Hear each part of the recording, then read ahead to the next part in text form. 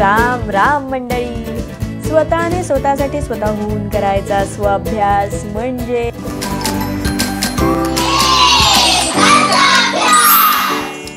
घरच्या अभ्यासाच्या आजच्या भागामध्ये पुन्हा एकदा माझे सगळे मित्रमंडळी, पालक, शिक्षक आणि समस्त विद्यार्थी मित्रमंडळींचं खूप खूप मनापासून स्वागत.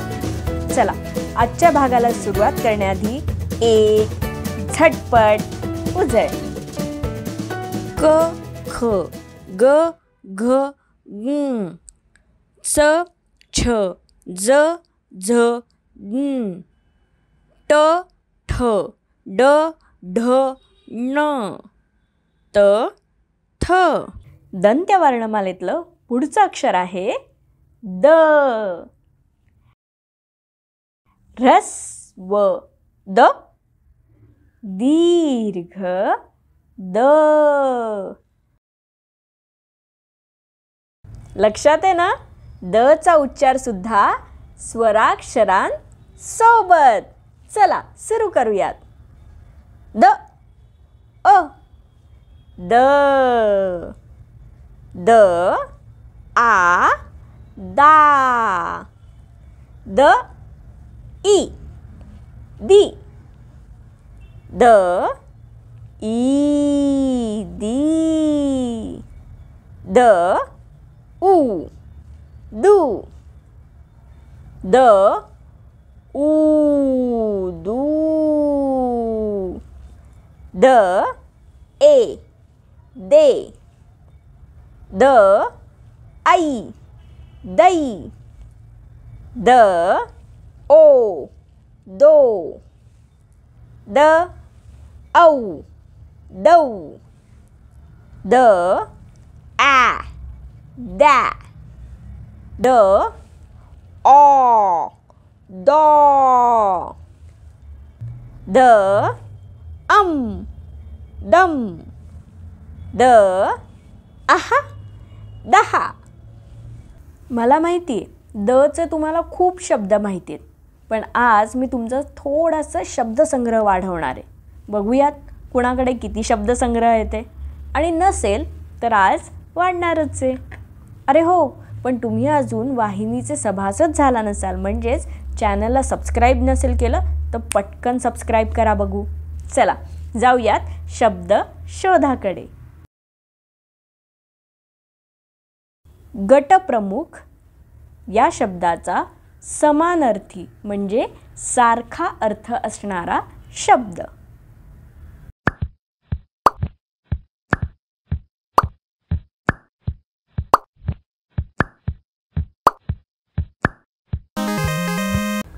दलप्रमुख. दल म्हणजे गट किंवा सैन्याची तुकडी, त्याचा प्रमुख म्हणजे दलप्रमुख.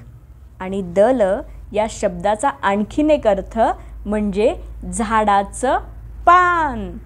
बघा, एकाच शब्दामध्ये तुम्हाला दोन दोन अर्थ सापडले. चला आता जाऊयात पुढच्या शब्दाकडे. अतिशय तीव्र घाणेरडा वास या अर्थाचा द पासून सुरू होणारा 2 अक्षरी शब्द.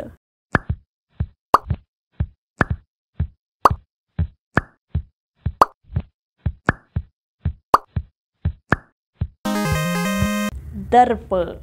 दर्प म्हणजे अतिशय घाणेरडा सहन न होणारा वास म्हणजे दर्प. आणि ज्यावेळेस एखादा माणूस खूप अहंकारी होतो ना, त्यावेळेसही त्याला यशाचा दर्प चढलाय, अहंकाराचा दर्प चढलाय असंही म्हणतात. चला आता जाऊयात पुढच्या शब्दाकडे. दिवस.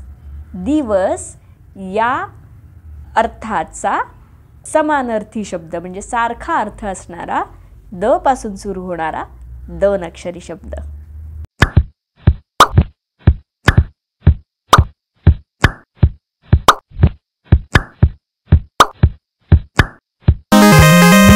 दिन. बरोबर, आपण वेगवेगळे दिन साजरेच करतो. बालदिन, स्वतंत्रता दिन, प्रजासत्ताक दिन. बरोबर. हा शब्द मी एका वेगळ्या कारणासाठी घेतला आहे. ते कारण म्हणजे याला जोडलं असलेलं स्वराक्षर. म्हणजे बघा, जेव्हा आपण दिन म्हणतो तेव्हा याला जोडलेलं असतं ऱ्हस्व ई, दिन म्हणजे दिवस. पण जर याला आपण दीर्घ ई असं जोडलं तर याचा उच्चार होतो दीन. आणि दीन म्हणजे गरीब, दुबळा, असहाय्य. म्हणजे बघा, स्वराक्षर जर चुकीचं जोडलं गेलं किंवा चुकीचा स्वराक्षराचा उच्चार केला गेला तर अर्थामध्ये फरक पडतो की नाही. त्यामुळे स्वराक्षराकडे बारीक लक्ष देणं गरजेचं आहे. चला आता जाऊयात पुढच्या शब्दाकडे. गाईचं किंवा म्हशीचं दूध काढणं याला टिंब असे म्हणतात. द पासून सुरू होणारा 3 अक्षरी शब्द.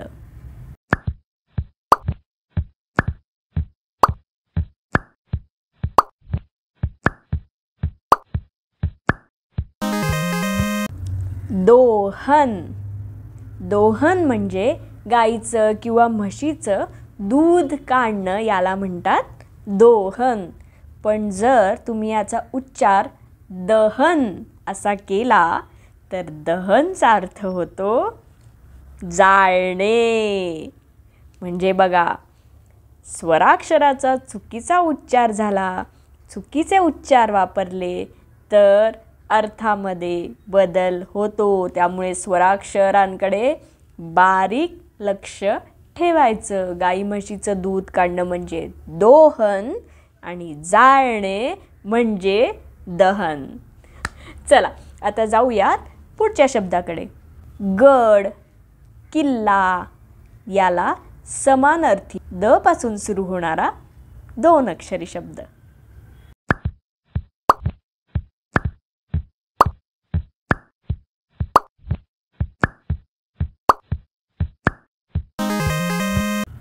दुर्ग. बरोबर. छत्रपती शिवाजी महाराजांचा दैदिप्यमान इतिहास आपल्यासोबत असल्याने खूप जणांना हा शब्द अगदी पटकन सापडला असेल. पण काय, वाढली की नाही शब्दसंपदा. आता तुम्ही मला म्हणाल तुझी शब्दसंपदा एवढी कशी काय. मी काय करते माहिती आहे, मला कंटाळा आला ना तर मी शब्दकोश म्हणजे डिक्शनरी उगाचच चाळत बसते. आणि त्यामध्ये जेव्हा असे नवनवीन किंवा मजेशीर शब्द सापडले ना की ते मी असे रोजच्या व्यवहारामध्ये वापरत राहते. म्हणजे ज्यावेळेस मला ढंकाळ पार्वती हा शब्द सापडला तर मी आरशासमोर उभी राहिले आणि म्हणाले, देवा बरं झालं तू मला बुटकी केलंस, नाहीतर लोक मला ढंकाळ पार्वती म्हटले असते. हेच तंत्र मी इंग्रजीचा अभ्यास करताना सुद्धा वापरते.